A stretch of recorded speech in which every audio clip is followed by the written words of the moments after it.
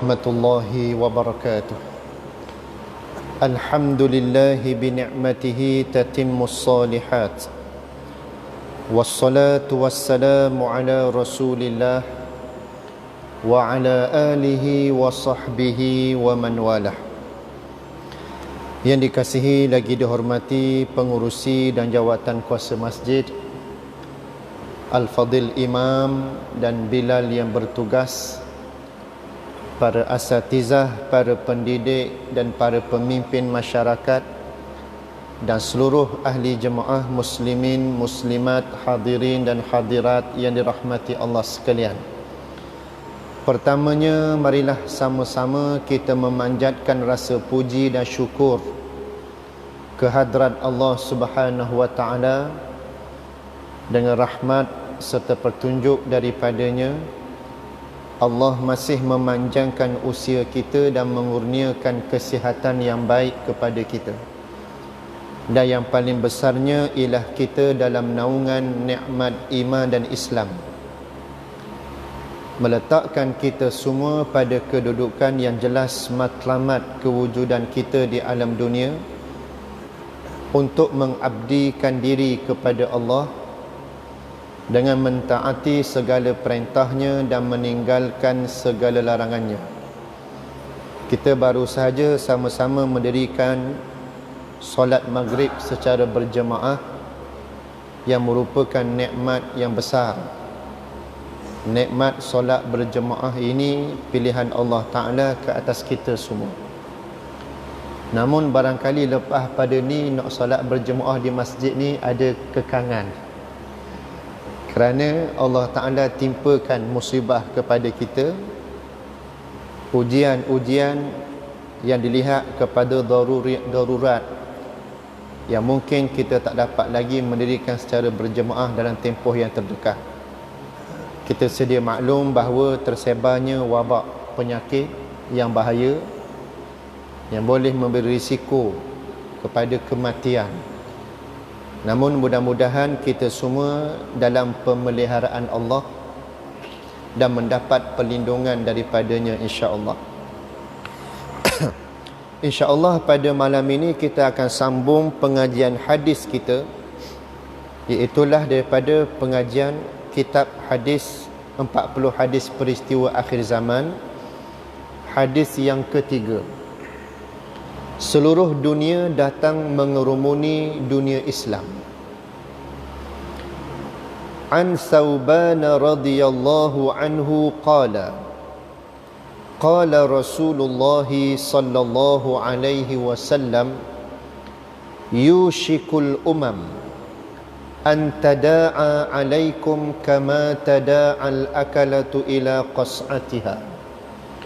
فقال قائل ومن قلة نحن يومئذ قال بل أنتم يومئذ كثير ولكنكم غثاء كغثاء السيل ولينزعن الله من صدور عدوكم المهابة منكم وليقذفن الله في قلوبكم الوهن. فقال قائل وما الوهن يا رسول الله؟ قال حب الدنيا وكراهية الموت. Rawahu Abu Daud. Yang bermaksud daripada Thawban radhiyallahu anhu berkata, Rasulullah sallallahu alaihi wasallam bersabda, hampir tiba suatu masa di mana bangsa-bangsa dari seluruh dunia akan datang mengerumuni kamu bagaikan orang yang hendak makan, mengerumuni talam hidangan mereka. Maka salah seorang sahabat bertanya Rasulullah, apakah dari kerana kita sedikit pada hari itu? Nabi SAW menjawab, bahkan kamu pada hari itu ramai sekali, tetapi kamu umpama buih di waktu banjir, dan Allah akan mencabut rasa gerun terhadap kamu dari hati musuh-musuh kamu, dan Allah akan mencampakkan ke dalam hati kamu penyakit yang dinamakan wahan. Seorang sahabat bertanya, apakah wahan itu wahai Rasulullah? Nabi SAW menjawab, kamu terlalu cintakan dunia dan takutkan akan kematian. Hadis riwayat Abu Dawud. Keterangan hadis, memang benar apa yang disabdakan oleh Rasulullah SAW. Keadaan umat Islam pada hari ini menggambarkan kebenaran apa yang disabdakan oleh Rasulullah SAW. Umat Islam walaupun mereka mempunyai bilangan yang ramai, iaitu 1000 juta, yakni 1/5 penduduk dunia, tetapi mereka selalu dipersendakan dan menjadi alat permainan bangsa-bangsa lain. Mereka ditindas, diinjak-injak, disakiti, dibunuh dan sebagainya. Bangsa-bangsa dari seluruh dunia walaupun berbeza agama, mereka bersatu untuk melawan dan melumpuhkan kekuatan umat Islam. Sebenarnya segala kekalahan kaum muslimin adalah berpunca dari dalam diri kaum muslimin itu sendiri, iaitulah dari penyakit wahan, yang merupakan penyakit campuran dari dua unsur yang wujud dalam diri manusia, iaitulah cintakan dunia dan takutkan kematian. Kedua-dua penyakit ini tidak dapat dipisahkan. Cinta dunia bermakna tamak, rakus, bakhil dan tidak mahu mendermakan harta pada jalan Allah. Adapun takut mati pula bermakna leka dengan kehidupan dunia dan tidak membuat persiapan untuk menghadapi negeri akhirat, dan tidak ada perasaan berkorban dengan diri dan jiwa dalam memperjuangkan agama Allah Subhanahu wa taala. Kita berdoa agar Allah menurunkan petunjuk dan hidayah kepada kita semua, serta pertolongannya untuk kita menjadi golongan hamba dan khalifah di atas muka bumi ini. Hadis yang kita baca pada malam ini hadis yang masyhur, yang seringkali dibacakan oleh alim ulama dan para asatizah dan para pendakwah dalam menyedarkan umat Islam pada kedudukan kembali kepada matlamat kewujudan mereka di alam dunia, supaya berperanan sebagai umat Rasulullah yang sebenarnya. Kita sedia maklum bahawa Allah Ta'ala ciptakan kita di alam dunia ini bukan sekadar begitu sahaja. Melalui penciptaan yang sempurna unsurnya, di sana Allah Ta'ala meletakkan tanggungjawab yang besar kepada kita. Tanggungjawab sebagai hamba, tanggungjawab sebagai khalifah, dan tanggungjawab sebagai golongan yang menunaikan amanah. Dalam memenuhi unsur kejadian kita yang Allah sebut dalam surah At-Tin, laqad khalaqnal insan fi ahsani taqwim. Sesungguhnya kami Allah menciptakan manusia itu dengan sebaik-baik kejadian. Kedudukan itulah yang meletakkan kita menanggung tanggungjawab yang besar untuk melunaskan 3 tanggungjawab tadi. Namun begitulah apabila manusia ini hidup di alam dunia, meninggalkan acuan yang telah pun dibawa oleh Nabi SAW, mereka akan berhadapan dengan sesuatu yang menyusahkan dan menyulitkan mereka sendiri serta membahayakan mereka sendiri. Termasuklah sebagaimana yang disebut oleh Nabi SAW, sebagaimana hadis yang kita baca sebentar tadi. Bagaimana Nabi menyebut kepada kita, akan tiba satu masa di mana bangsa-bangsa, yakni seluruh manusia yang bersifat menentang kebenaran Islam, mereka ini akan datang mengerumuni kamu. Ini suatu peringatan Nabi, suatu perhatian Nabi kepada kita, supaya kita selaku umat baginda ini berwaspada dan sedar dalam kehidupan kita ini tidak boleh hanya untuk memenuhi fitrah kejadian kita sahaja. Di saat Nabi memberi pesanan itu di kalangan sahabat, para sahabat ini di kalangan khairun nas, yang disebutlah satu sabdaan Rasulullah, khairun nasi fil qarni, sebaik-baik manusia ialah mereka yang hidup pada zamanku. Yakni siapa di kalangan umat Islam yang beriman dengan ajaran Nabi dan mendokong perjuangan Nabi, maka mereka itulah sahabat yang sebaik-baik manusia.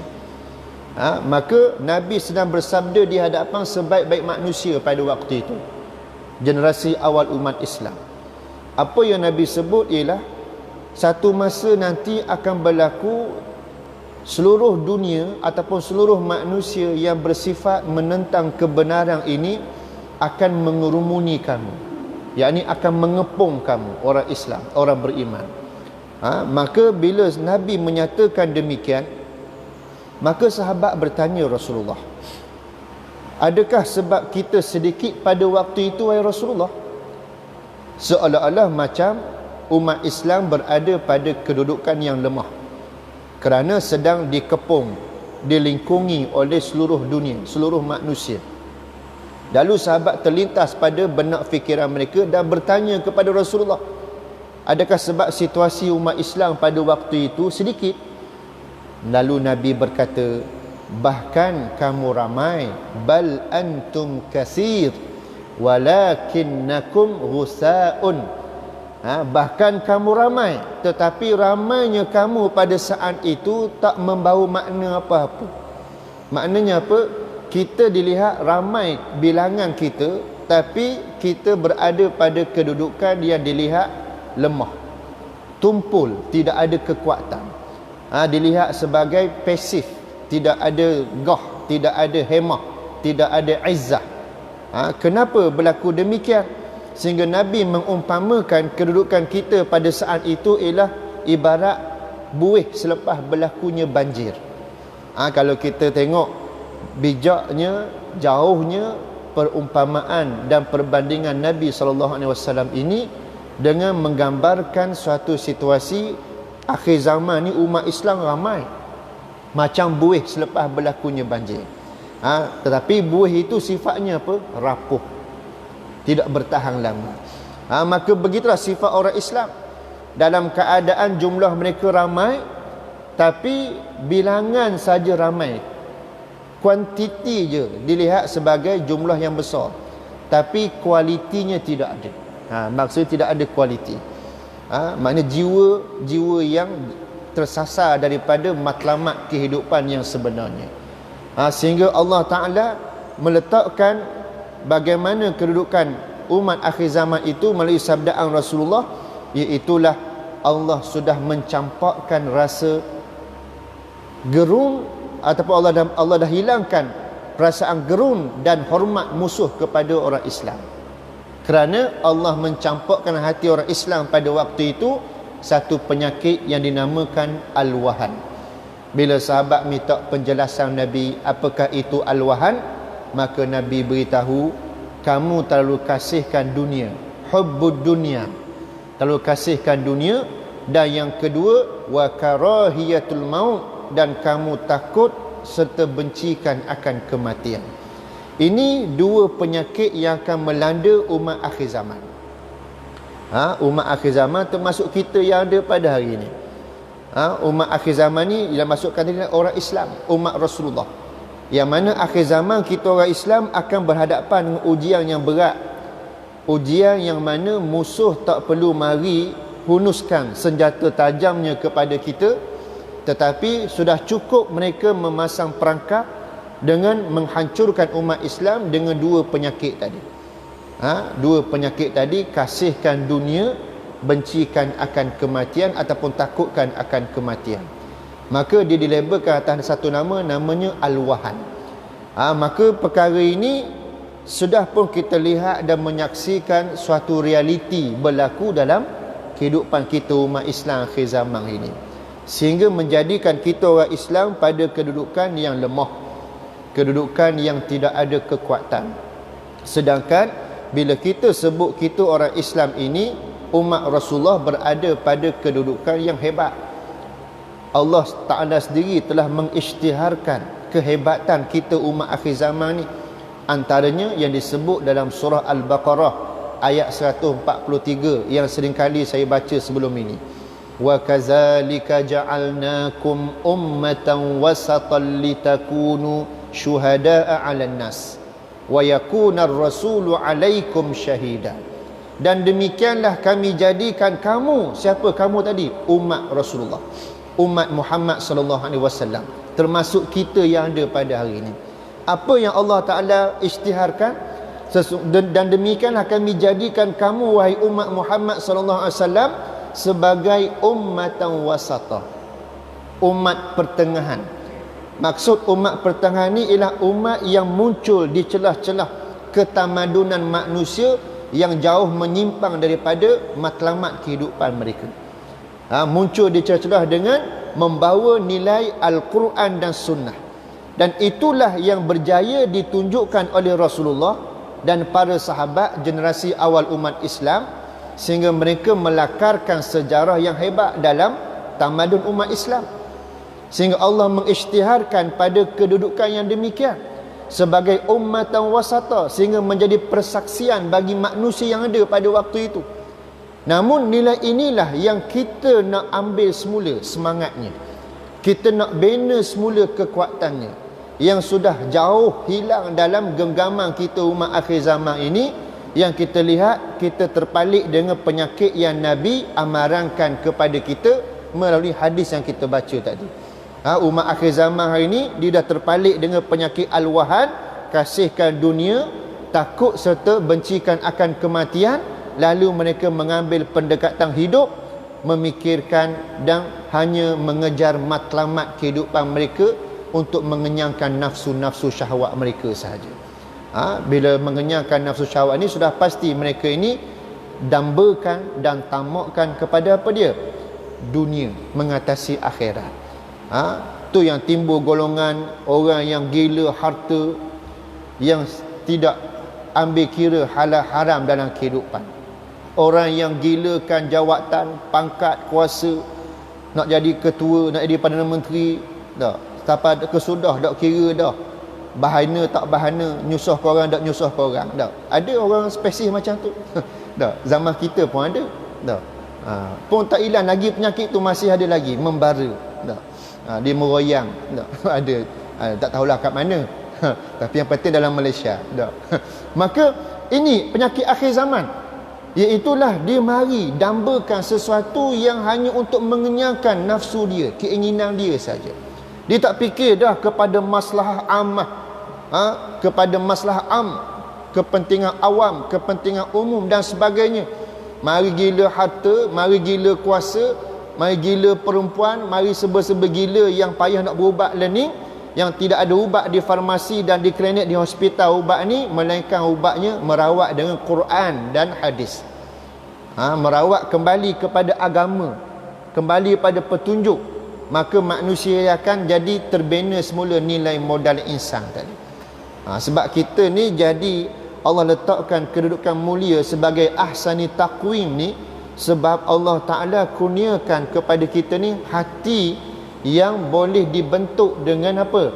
Dengan pembangunan spiritual, pembangunan ruh yang membawa kita kepada elemen iman dan taqwa. Maka bagaimana nak membentuk dan menggarapkan iman dan taqwa itu? Sebab itulah Allah fardukan kepada kita solat. Sebab itulah berlakunya peristiwa Isra' dan Mi'raj. Nabi SAW ketika diperjalankan Allah Ta'ala itu, Nabi ditunjukkan, dizahirkan Allah Ta'ala pelbagai pengalaman alam kehidupan. Alam nyata, alam gaib, alam dunia, alam akhirat, alam syurga, alam neraka, yang memberi satu penambahan dan pemerkasaan keyakinan, keimanan Rasulullah dan akidah serta tauhid Rasulullah kepada Allah Subhanahu wa taala. Kemudian berlakunya lagi proses ketika dah sampai ke Baitul Maqdis, Allah mi'rajkan Nabi naik ke Sidratul Muntaha. Dan sebelum sampai ke Sidratul Muntaha tu, Nabi melepasi langit demi lapisan langit, bertemu dengan nabi-nabi yang terdahulu, dapat lagi perkongsian pengalaman nabi-nabi yang terdahulu. Untuk apa? Menambah lagi keyakinan, kemantapan akidah dan tauhid Rasulullah. Kemudian sampai naik ke Sidratul Muntaha. Di situ hanya Nabi dengan Allah Ta'ala saja yang bertemu. Malaikat pun tak mampu naik ke alam tersebut. Sehingga Nabi mendapat pensyariatan kefarduan apa dia? As-salah. Di mana as-salah itulah kapsul, suatu vitamin yang hebat yang Allah bagi pada Rasulullah dan umat Rasulullah sebagai apa? Penawar jiwa. Penawar jiwa. Di situlah berlakunya penawar jiwa itu. Kekerapannya berapa kali? Permulaan kita sedia maklum kisahnya, 50 waktu sehari semalam. Allah nak suruh kita jumpa dia 50 waktu sehari semalam. Tak.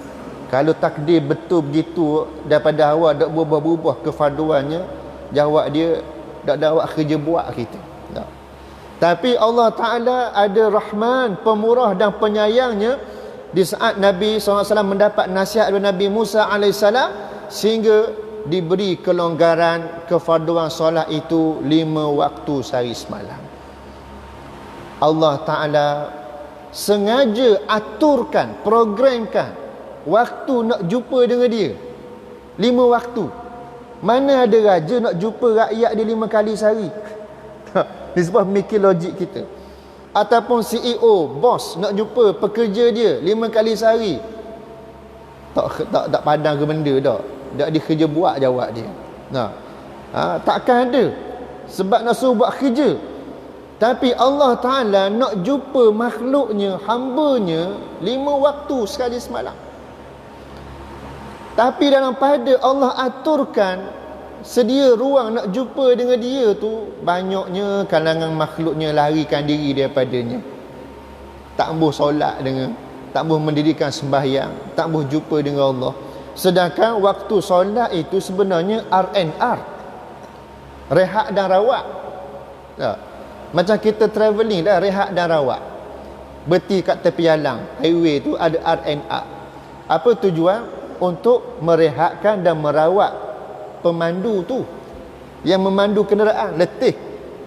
Kajian keselamatan HSC ataupun safety punya ilmu teorinya, pemanduan yang melebihi 2 jam dia akan memberi kesan yang bahaya, bagi fatigue, letih tubuh badan. Dia kena rehat, dia kena refresh dulu, kena tenang betul-betul orang, minum teh panas dulu ke, kopi panas dulu, tak, kena makan buah-buah dulu ke, ataupun betul tak apa tak. Dan kita orang Islam apatah lagi waktu rehat ni sesuai dengan solat lah pula. Tak, maknanya bila kita rehat tu apa? Tubuh segar, boleh sambung lagi perjalanan kalau melibatkan perjalanan yang destinasi jauh. Maka begitulah Allah Ta'ala ni maha memenuhi keperluan makhluk, maha mengetahui apa keperluan makhluknya. Allah fardukan solat 5 waktu tu bukan untuk menyusahkan kita, sebenarnya memudahkan dan menyenangkan kita dan membantu kita. Kaitannya apa? Dengan solat 5 waktu itu, dia proses rehatkan diri kita dan merawat diri kita. Kenapa diistilahkan rehat dan rawat? Cuba tengok aktiviti harian kita sehari. Nak daripada subuh tadi nak sampai malam ni, apa pengalaman hidup kita? Macam-macam. Tak? Daripada awal pagi nak sampai malam ni macam-macam. Kalau musim dak cuti sekolah, siapa ada anak sekolah lagi, perang dengan anak-anak pagi-pagi, nak bangun tidur tu satu hal. Nak siap-siap apa semua. Gopoh kita pula berkejaran nak pergi masuk kerja pula kalau office hour. Macam-macam perangai pula. Perangai anak satu, perangai sikap orang di jalan raya satu. Jalan 2 lane dah, mana-mana ada. Dua-dua sumbak jalan. Bapa balik kanan pakai slow belakang relax. Bapa cek punya cek main WhatsApp, berasak kita belakang. Tak, nak marah? Tak, membara ni nak marah. Tak. Tahu dah? Kanan untuk memotong, jika kiri untuk tidak memotong. Dia relax buat sepeli macam bapak dia punya jalan. Relax duk main WhatsApp je. Padahal WhatsApp tu sendiri dah salah undang-undang jalan raya. Menggunakan telefon ketika memandu. Ni berwhatsapp pula. Berasaklah kawan tu yang accident, kemalangan kecil berlaku, gesek-gesek tu. Situ dah ujian kehidupan. Kalau kita kara cerita daripada pagi tadi sampai malam, memang jeng lah kita. Maknanya apa? Macam-macam pengalaman hidup. Tapi nak beritahu kaitan dengan solat tadi sebagai waktu rehat dan rawat, 5 waktu tu Allah jadikan satu medan untuk kita apa? Merehatkan diri daripada tekanan hidup dunia. Tak? Tekanan hidup dunia. Macam-macam ragam jumpa waktu mengambil wuduk, basuh anggota wuduk kita ni, sejuk rasa tak? Basuh muka pula, baca doa pula. Supaya jadi kalangan orang yang senantiasa bertaubat, yang hamba yang soleh, yang senantiasa beramal dengan amal-amal ketaatan, kemudian menghadap Allah Ta'ala. Maka itu yang dinamakan penawar hati, yang membawa kepada apa? Dia ngecah, recharge. Dia ngecah hak dalam, supaya bila cah dalam ni, ibarat dia kalau telefon ni cukup fully charge bateri lah. Bila fully charge bateri, buka mobile data pun rasa tak bimbang. Sebab apa? Bateri penuh. Nak buka WhatsApp, nak buka Facebook, nak buka WeChat, nak buka YouTube, relax je, explore je. Sebab apa? Bateri kuat. Tapi acu bateri low, nak buka WhatsApp, sila bulang off mobile data. Sebab apa? Takut bateri padam. Emergency call je, untuk emergency call je. Mana nisbah dia begitu. Maka begitulah bila kita ni sebagai manusia, Allah Ta'ala letakkan kedudukan kita apa? Bila solat tu ada, hablum minallah dijaga. Inilah kunci kekuatan Rasulullah dan para sahabat generasi awal umat Islam. Sehingga solat tadi menjadikan mereka recharge. Maknanya cukup kuat jati diri, ketakwaan mereka. Sehingga mereka mampu melaksanakan tanggungjawab, sehingga mereka dinobatkan sebagai ummatan wasata, umat pertengahan yang adil, yang hebat. Sebab apa? Spiritualnya hebat, ruhiyahnya hebat. Kita ni ruh kita jengkreng kita. Jauh sangat-sangat hubungan dengan Allah Ta'ala ni dok sehebat generasi awal umat Islam. Sebab tu Allah timpakan kita macam-macam musibah, termasuk COVID-19 ni antaranya lah. Nampak macam wabak penyakit main ikut Cina, tapi dia ada kaitan juga dengan kita sendiri orang Islam yang bersikap apa dia? Acuh tak acuh dengan pengamalan agama dan kehidupan kita. Contoh, kalau kita tengok kelaziman umat Islam kita yang konsisten istiqamah 5 waktu, di mana tempat azan dilaungkan, solat di masjid, berapa kerat aja dia. Situ pun dah nampak lemahnya kita umat akhir zaman. Dah, itu dak diuji lagi, mari fitnah dajjal yang boleh memurtadkan kita satu masa. Wali'azubillah, minta jauh. Dah, baru ujian godaan dunia sikit, baru tak pergi dah solat berjemaah di masjid. Ni Allah tarik nikmat solat berjemaah sekejap. Dah, seminggu ke 2 minggu? 2 minggu. Rasa ke susah hati dah kita. Dak pergi sejid, rasa susah hati. Dia lain orang biasa pergi sejid semayang berjemaah ni, bila tak pergi dia rasa hidup tak sempurna. Tak. Bila Allah tarik nikmat tu, baru rasa nikmat hilang. Tak. Masa nikmat ada tu, buat sepeli. Tok Bilal panggil hayya 'alas salah, bunyi Mekah, bunyi Madinah, buat tak tahu pelembur kenyang je. Ada masyarakat kita. Tak. Kena pula sejid tu dekat dengan kedai kopi. Ada daji pula. Pak haji. Kalau haji mabrur tak apa, ni haji Marlboro masalah. Dah. Tak siapa dia sebab kesudah. Bila Allah tarik nikmat solat berjemaah ni, baru ngegekor rasa bak apa dia gini. Nampak? Supaya Allah sedarkan kita balik, jangan kita kufur nikmat. Dah. Jangan kita kufur nikmat. Solat berjemaah di masjid ni satu nikmat yang besar. Apatah lagi azan dilaungkan oleh Bilal. Cuba pergi satu tempat, kita tak dengar laungan azan, kita rasa susah hati. Tak? Mungkin kalau dalam Malaysia ni jarang-jarang tempat yang berlaku, tapi kalau pergi luar negara-negara yang bukan Islam, susah hati kita.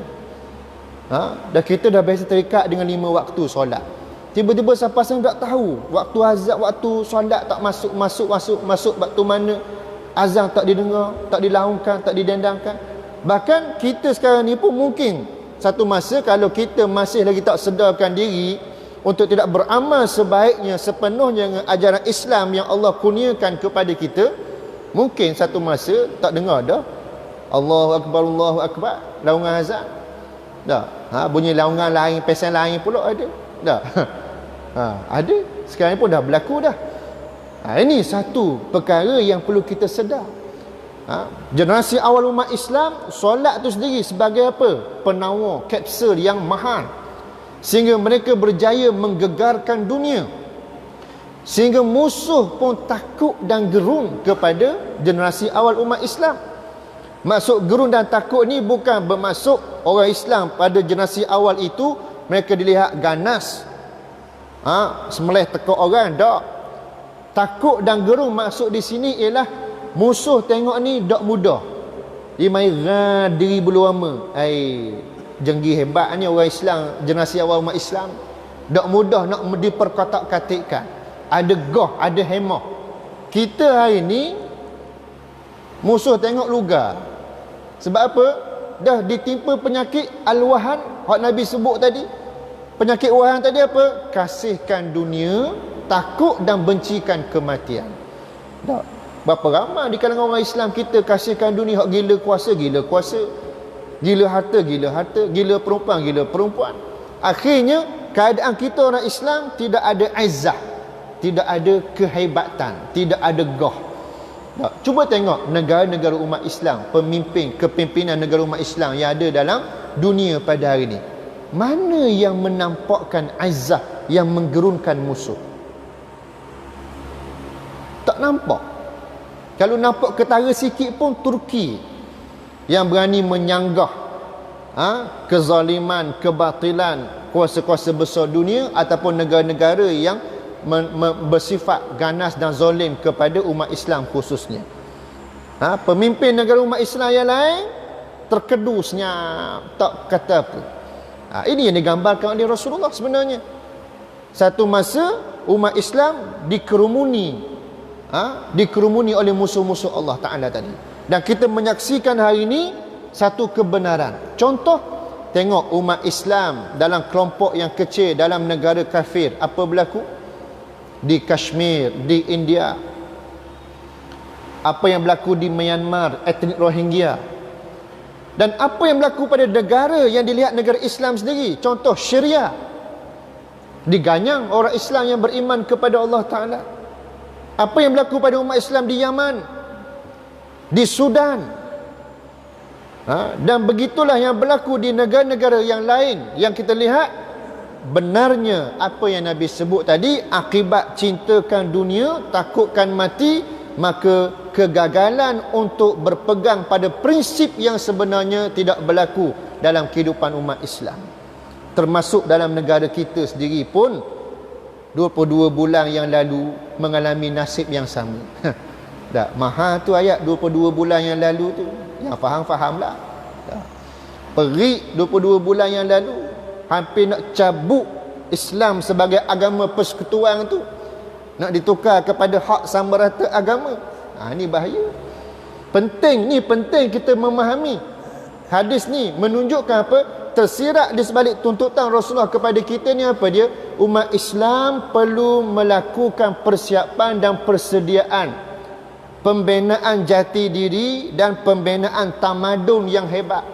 Bila sebut pembinaan tamadun, dia akan melibatkan penggarapan dan pemerkasaan dari sudut siasah, politik, pemerintahan. Bila sebut pemerintahan, politik, kepimpinan, supaya hak tula je. Bila sebut pemerintahan, sebut kepimpinan, orang pun nampak okey. Sebut politik, betul kat pinggang selalu. Dah, sensitifnya sebut politik ni. Sebut politik, dia berperut selalu rasa kaitan dengan sejid surah ni. Jangan sempitkan pemikiran kita yang telah berjaya diperbodohkan oleh siapa? Penjajah ni. Lama dah ditipu kita. Dah nak kena tipu semua. Tu yang kena tipu semua tu. Pas kena kencing. Dah, sekarang ni tak boleh kena kencing dah. Orang nampak dah ke dah. Ni penting. Proses kita nak mendidik dan mematangkan pemikiran orang Islam ni, inilah cara dia. Kena karang habis sejarah, kena baca habis.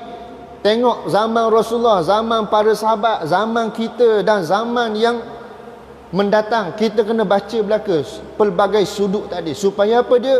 Tasawur gambaran tu meluas. Barulah orang Islam ni dia akan menghayati dan timbul kesedaran. Maka dengan kesedaran itulah dia akan menghasilkan tindakan dan gerak kerja. Oleh siapa? Mereka yang sedar dan insaf tadi. Ni yang kita nak buat ni. Bila dah Nabi sebut tadi, kalau kita leka dan alpa dengan penyakit hubbud dunia wa karahiyatul maut, apa yang akan berlaku?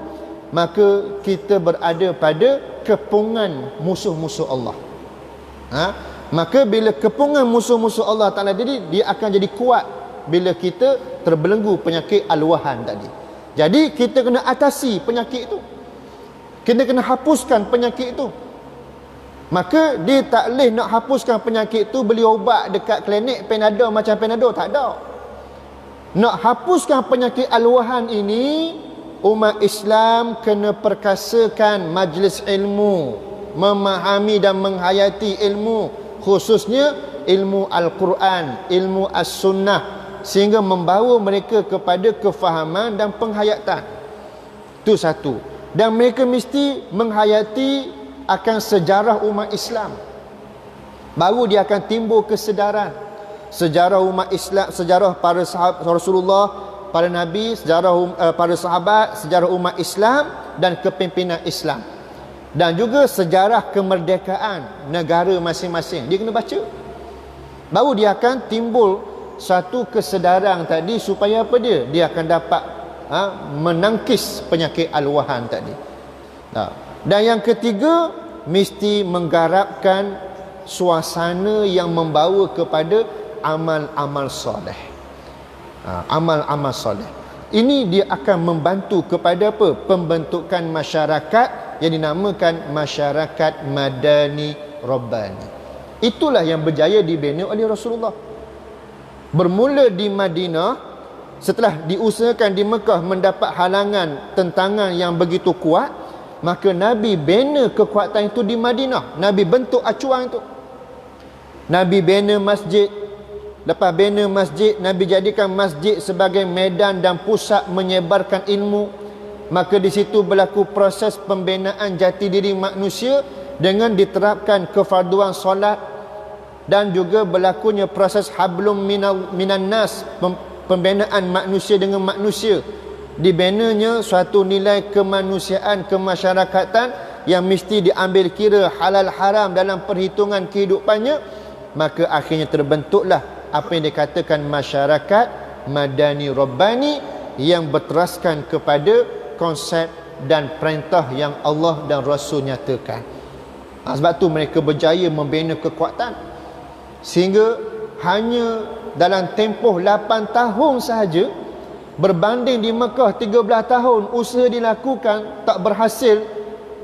Namun di Madinah hanya 8 tahun berjayanya Rasulullah dan para sahabat memberi tamparan kepada blok kuasa besar dunia, Rom dan Parsi yang ada pada waktu itu.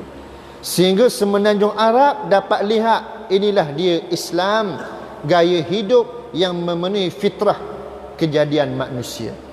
Sebab tu Allah puji mereka sebagai ummatan wasata. Dan kita nak pujian itu juga kita menyandangnya, menyambung acuan dan perjalanannya. Yang sekarang ni kita lihat benda tu tak berlaku dengan baik. Yang pernah saya sebut sebelum ni, apa bukti yang tak berlaku dengan baiknya? Tengoklah perpecahan umat Islam hari ini begitu ketara. Kedudukan negara umat Islam, apa yang nasib umat Islam berlaku di Yaman, di Syria, di Palestin, di mana-mana, mereka masing-masing. Kita tidak ada satu pemusatan kuasa dinamakan sistem khilafah yang sudah hilang dalam kehidupan kita orang Islam hari ini. Yang mana kita sedia maklum sistem khilafah yang terakhir dalam sejarah umat Islam ialah khilafah Turki Osmaniyah yang tumbang pada tahun 1924 Masih. Ini kejatuhan, bermula kejatuhan situlah umat Islam dan pemerintahan Islam tidak berdaulat dengan kukuh dan kuat. Mereka berada pada masing-masing punya kekuatan mengikut kemampuan masing-masing. Yang keduanya, Baitul Maqdis, tanah suci umat Islam, tidak dibebaskan daripada cengkaman Zionis. Sedangkan kita ni dibacakan cerita peristiwa Isra' Mi'raj tiap-tiap tahun yang melibatkan dua tempat suci ini, Masjidil Haram dengan Masjidil Aqsa. Tapi kita orang Islam tak sedar. Tidurnya kita orang Islam dalam cahaya yang terang. Baitul Maqdis 72 tahun dijajah oleh Zionis. Kita tidak ada apa-apa usaha yang serius yang kita lakukan untuk membebaskannya. Ini satu perkara yang memalukan. Sebab tu kita, Nabi kata apa? Akhir zaman umat aku ni ramai saja je macam buih selepas berlaku banjir. Betul tak? Kita kalau kita hitung pada kuantiti bilangan kita orang Islam seluruh dunia, memang ramai. Bahkan dilihat sebagai majoriti saya rasa hari ini. Tapi dengan bilangan yang ramai tadi, tak ada kualiti. Tidak ada kekuatan untuk menggerunkan dan memberi kehebatan kepada musuh yang menyaksikan kita. Sebaliknya mereka tengok tidak ada apa-apa. Mudah untuk ditekan butang kontrolnya. Negara umat Islam ni disogok dengan wilayah kuasa, maka hanyut dengan wilayah kuasanya. Ataupun disogok dengan harta, dengan apa-apa yang bersifat menguntungkan mereka secara khusus, maka cukup untuk mengenyangkan mereka dan diam, tidak berfungsi sebagai umat Islam yang sebenarnya. Ini yang berlaku. Maka sebab itulah kita kena bina semula kekuatan. Yang penting kita kena mulakan. Majlis ilmu kena perkasakan balik. Majlis ilmu yang bersifat membina dan membangunkan tasawur, bentuk pemikiran dan ketamadunan umat Islam itu sendiri. Kita kena lawang balik racun-racun yang dipasang oleh musuh Allah Ta'ala. Apa racun-racunnya? Hak paling ketara untuk anak muda, hiburan. Itu racunnya. Racun yang cukup bisa. Anak muda, dasar kata anak muda, veteran pun terpalit dengan hiburan. Tak ada nyanyi-nyanyi dan muzik-muzik rasa macam lembek, tak rock rasa. Ada dah buah tu. Ni malangnya kita orang Islam akhir zaman. Nak juga pocor-pocor paling tidak. Moyo nak dipocong pula. Pocor-pocor ni. Orang tua pun nak pocor-pocor, orang muda patah lagi. Orang muda nak model orang muda pula. Musim Korea main Korea, K-pop, akhir K-pop jadi. Ini masalah dia. Sebab apa? Sebab dia tidak ada jati diri dah. Dia dah mula seronok dengan hiburan. Bila hiburan tadi dah jadi candu, maka sudah cukup untuk menjauhkan orang Islam daripada penghayatan terhadap agama. Dah sebab hati dah leka, dah lara. Bila dah hiburan ni jadi candu, nak beristighfar 70 kali ke 100 kali sehari, balik awal. Nabi SAW maksum, terpelihara dosanya dan mendapat jaminan syurga Allah. Nabi pun tak pernah miss beristighfar 70 kali ke 100 kali sehari. Dah kita ni gelak gambar lagi syurga ni. Berapa kali sehari kita istighfar? Nampak tak? Ini kedudukan kita akhir zaman. Sebab apa jadi tak mampu beristighfar? Bukan sebab kadang-kadang malah. Sebab hiburan, asakan hiburan tu begitu kuat. Dah nak istighfar mana? Start kereta, masuk buka radio. Radio mana ada zikir semua. Tak, kena pula radio-radio ada muzik-muzik semua. Jawab dia nak istighfar. Tak ada dah. Walau aku mampu mengalahkanmu, habislah kita. Tak, main Gapsi pula. Tak, main rock, tak rock lah iman kita. Tak, maknanya jenglah kita. Nak istighfar jauh sama sekali. Tak, sedangkan banyak galakkan motivasi Nabi kepada kita, antaranya bila kita bertasbih, kalimatan khafifatan 'alal lisan habibatan ila rahman. Dua kalimah yang ringan pada lidah, berat pada timbangan, dan amat dikasihi, disukai Allah Ta'ala. Subhanallah wa bihamdihi subhanallahil azim. Hak tu pun kita bayar nak buat. Jadikan amalan. Dah macam mana nak memperkasakan jati diri kita, ruh kita ni nak dekat dengan Allah Ta'ala. Cukup sedang hiburan je sudah pun jadi racun yang bisa kepada kita. Sebab tu kita kena garapkan dengan ilmu. Terutama ajak anak muda supaya dekat mendampingi masjid rumah Allah Ta'ala. Dan mungkin pihak masjid boleh fikir inisiatif untuk buat program yang mesra, pemuda mesra untuk menggalakkan anak muda mari. Supaya apa? Mereka ni rasa kasih untuk beribadat kepada Allah Ta'ala. Dan saya mengesyorkan kita mungkin boleh tengok tempat-tempat yang maju, yang pengurusan masjidnya hebat, mungkin boleh buat lawatan. Tak, bajet ada dalam tabungan masjid ataupun dana ada, boleh buat satu lawatan untuk apa? Buka minda. Dia kadang-kadang kita ni nak juga satu proses keluar pada kepompong kita supaya nampak kreatif. Supaya apa? Berlaku pengurusan masjid yang efektif. Dan kita juga berperanan, bukan hanya pada jawatan kuasa saja, masyarakat setempat pun kena berperanan. Berperanan dari segi apa? Mereka masing-masing ada anak-anak. Ibu bapa kena menggalakkan dan membudayakan pada anak-anak supaya apa? Jinak masjid, mesra masjid, cintakan majlis ilmu. Ini proses kita nak bina tamadun semula.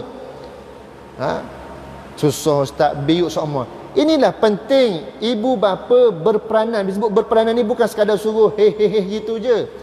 Dia kena ada satu usaha, keinginan, kesungguhan. Sebab apa? Dak rugi pada, tak untung siapa-siapa, untung pada kita.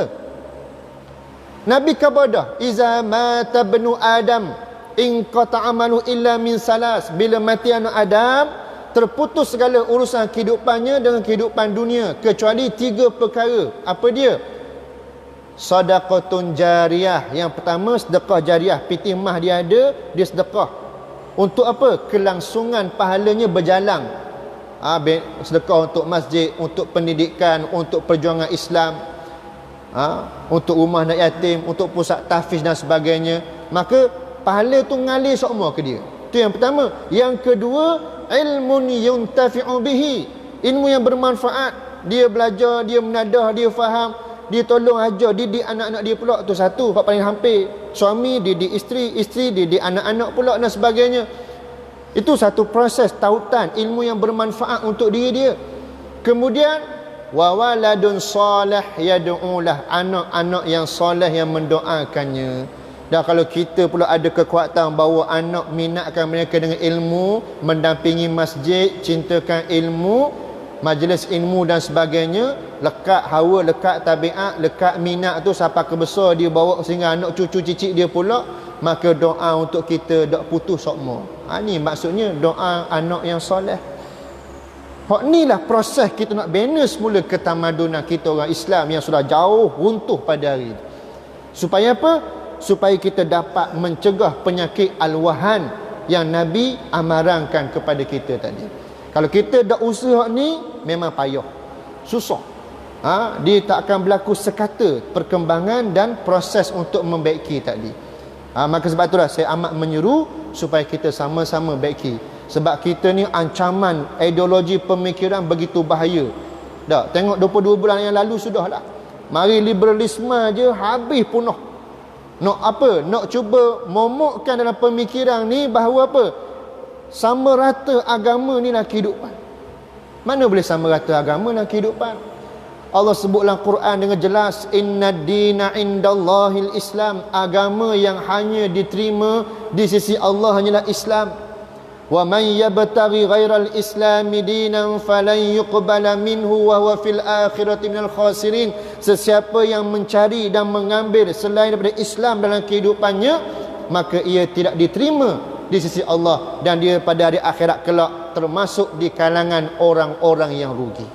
Maka ini jelas Allah Ta'ala sebut. Tapi bila ada fahaman liberalisme tadi, dia cuba nak beri satu kefahaman pada masyarakat, terutamanya orang Islam, bahawa agama ni sama je dalam kehidupan. Tak boleh, haram hukumnya, salah. Maka alhamdulillah dapat dibendung perkara itu. Tapi tak boleh berada pada zon yang selesa.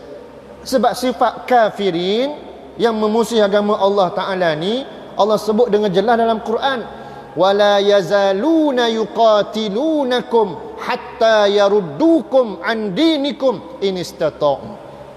Senantiasa berusahalah orang-orang kafir yang menentang agama Allah Ta'ala itu dengan cara untuk memerangi kamu dan memalingkan kamu daripada Islam sehingga kamu murtad, tidak lagi beramal dengan Islam. Ini usaha mereka. Maka kita tak boleh berada pada zon yang selesa. Maka sebab tu alhamdulillah bersyukur dengan kerajaan yang baru pada hari ini. Mudah-mudahan Allah beri kekuatan dan nafas baru kepada kita. Mudah-mudahan walaupun datangnya COVID-19 sekalipun, ia satu proses pembersihan juga untuk apa? Menundukkan jiwa-jiwa yang ego, yang angkuh ni kembali semula kepada Allah, beristighfar betul-betul, ingat balik kesalahan, bertaubat betul-betul dan bina semula kekuatan dengan membilah segala kesilapan yang dilakukan, dengan disusuli dengan amal-amal soleh, perjuangan yang ikhlas untuk melihat Islam berdaulat, Islam memimpin dan Islam sebagai jalan penyelesaian. Ini yang perlu kita faham, dan mudah-mudahan kita semua diampunkan Allah Ta'ala dan diberikan rahmatnya setelah kita lalui keperitan demi keperitan ini, supaya kita tundukkan ego kita dan perbanyakkan beristighfar, perbanyakkan bersedekah, perbanyakkan membaca Quran, perbanyakkan solat sunat. InsyaAllah Allah akan mempercepatkan bantuan dan pertolongannya dan redanya menaungi kehidupan kita insyaAllah. Dan saya mengikhlas sekadarnya untuk malam ini. Mohon maaf sekiranya terkasar bahasa, kekurangan sepanjang saya menyampaikan dan mengambil masa tuan-tuan yang agak panjang sedikit. Alhamdulillah rasa malam ni ngesuk seketika dan bercuti 2 minggu dah. Sebab dah ada perkeliling dikeluarkan. Mudah-mudahan boleh jadi penawar kepada kita untuk istiqamah dan meyakini Islam sebagai jalan penyelesaian kehidupan kita semua insya-Allah. Maka itulah dia sekadarnya untuk malam ini. Yang baik datang daripada Allah, yang kurang atas kelemahan diri saya. Aqulu qauli hadza wa astaghfirullahal azim li wa lakum. Assalamualaikum warahmatullahi wabarakatuh.